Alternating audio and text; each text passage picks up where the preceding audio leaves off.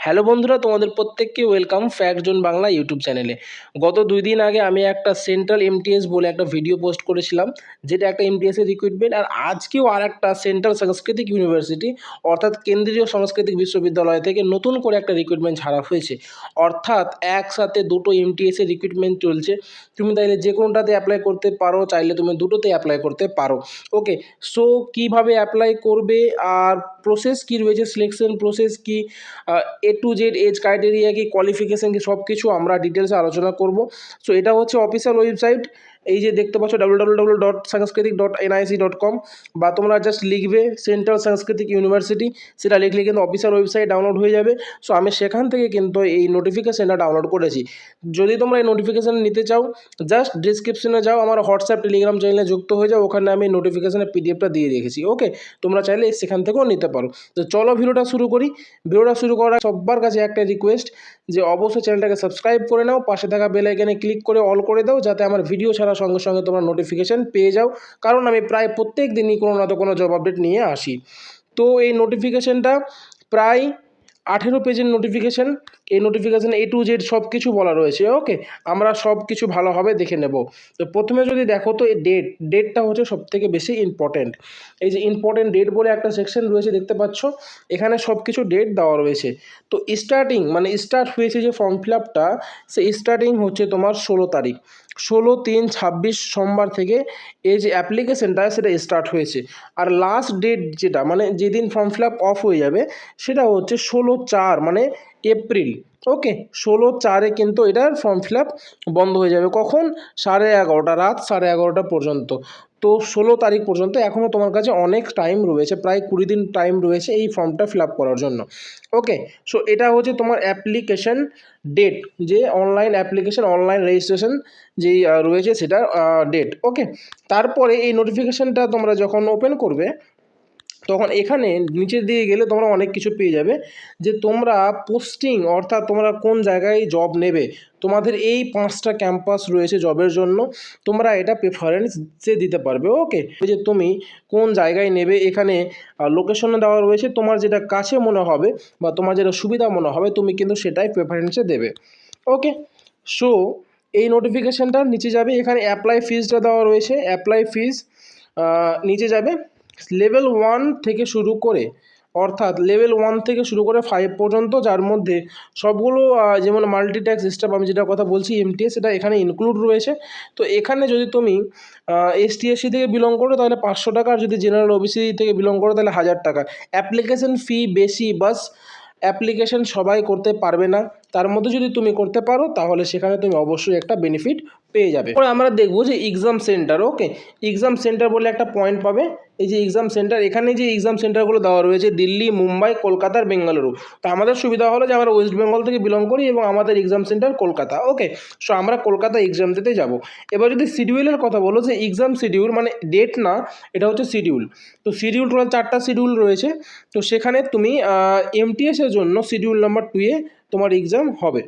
কারণ তুমি ধরো এমটিএসের জন্য অ্যাপ্লাই করবে, আবার ক্লার্কের জন্য অ্যাপ্লাই করবে, তাহলে তোমার একটা সুবিধা হলো যে আপার ক্লার্ক এবং এমটিএস আলাদা আলাদা শিডিউলে রয়েছে, অর্থাৎ তুমি, এবং লোয়ার ক্লার্ক ডিভিশনও আলাদা আলাদা শিডিউলে রয়েছে, তুমি একসাথে চাইলে এক্সামগুলো দিতে পারবে। ওকে, সো এই পোস্টটা ভ্যাকান্সিটা আর কি সবার জন্য, অল ওভার ইন্ডিয়া থেকে ওয়েস্ট বেঙ্গলের সমস্ত ধরনের যত এই ছেলেমেয়ে রয়েছে সবাই অ্যাপ্লাই করতে পারবে। সিলেকশন প্রসেসের কথা যেটা রয়েছে, যে সিলেকশন প্রসেস কীভাবে হবে না হবে, সব কিছু কিন্তু ওরা তাদের অফিসিয়াল ওয়েবসাইটে জানিয়ে দেবে, এবং সিলেবাসটা তাদের অফিসিয়াল ওয়েবসাইটে দেওয়া রয়েছে, সেটা আমি তোমাদের এক্ষুনি দেখাচ্ছি। ওকে, আর কিছু দেওয়া রয়েছে নাকি আমরা দেখে নিই।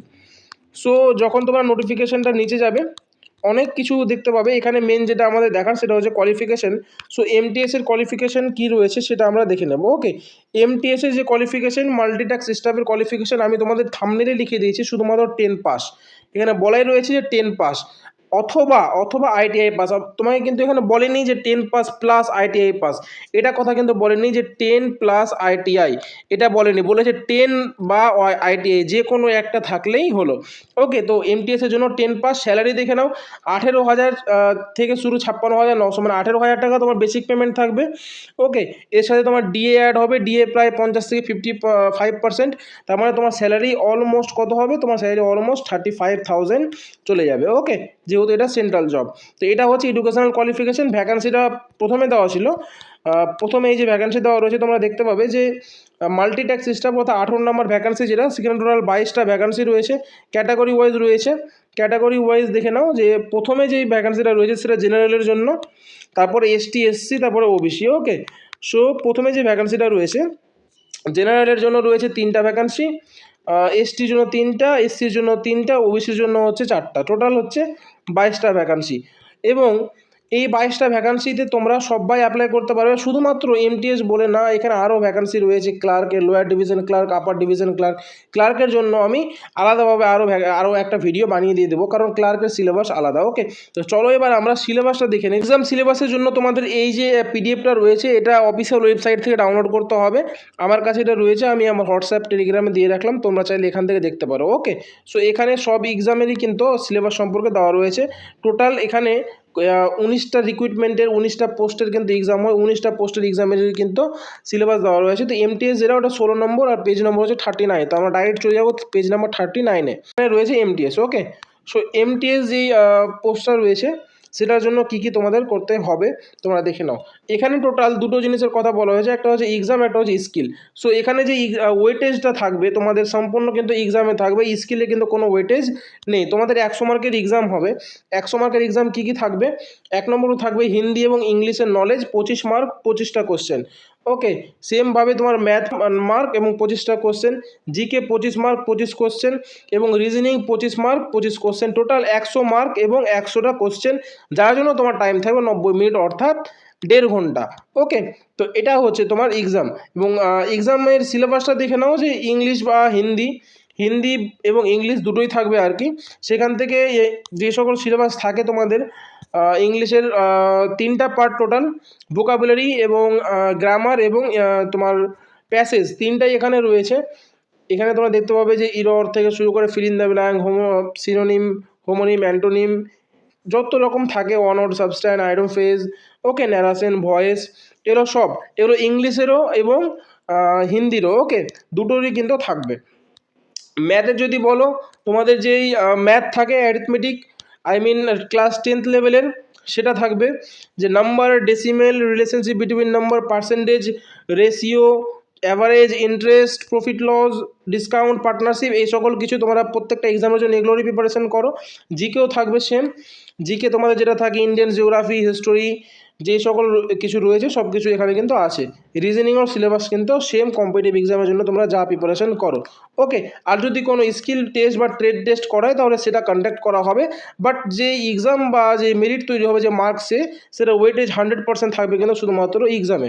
তো এটা হচ্ছে তাদের অফিসিয়াল এক্সাম প্যাটার্ন। ওকে, তো চাইলে তোমরা এটা আমার হোয়াটসঅ্যাপ থেকে নিতে পারো নোটিফিকেশান, এবং এটা আমি দুটো হোয়াটসঅ্যাপে দিয়ে রাখলাম, কারণ একটা ভিডিওতে সব কিছু নিয়ে আলোচনা করা সম্ভব নয়, তাহলে ভিডিওটা অনেক বড় হয়ে যাবে। তো আমি তোমাদের বলবো যে আমার হোয়াটসঅ্যাপ থেকে পিডিএফগুলো নিয়ে তোমরা একটু ভালোভাবে দেখে নাও, সব কিছু ভালোভাবে মিলিয়ে নাও, যদি কোনো কিছু ছুটে থাকে তাহলে। তো দেখা হচ্ছে আবার পরবর্তী ভিডিওতে।